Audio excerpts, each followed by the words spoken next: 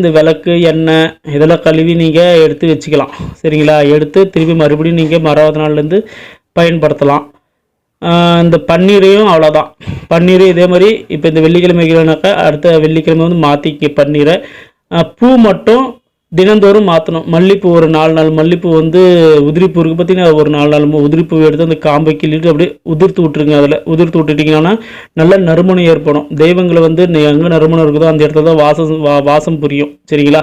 அதுக்காக நல்ல வாடையாக இருக்கிறத வந்து நம்ம நல்ல மனங்கள் இருக்கிற மாதிரி பார்த்துக்குங்க வீட்டில். அந்த மாதிரி பார்த்தீங்கன்னாக்கா லக்ஷ்மியோட அனுகிரகம் வந்து பரிபூர்ணமாக இருக்கும். இந்த வசி தீபத்தை வச்சோம்னா நம்ம வீட்டில் இருக்கக்கூடிய துர்தேவதைகள்லாம் ஓடி போய் நல்ல தேவதைகள் நம்ம வீட்டில் வந்து வாசம் செய்யறதுக்கு ஆரம்பிக்கும். இந்த மாதிரி வாசம் செஞ்சிச்சானாக்கா நம்மளுக்கு கடன் பிரச்சனை எதுவுமே இருக்காது. எல்லா பிரச்சனையும் தீர்ந்து நம்ம சகல சௌபாக்கியத்தோட ஐஸ்வர்யத்தோடு வாழ்கிறதுக்கு நல்லா உதவி புரியும் இந்த விளக்காகப்பட்டது. அதனால் இதை வந்து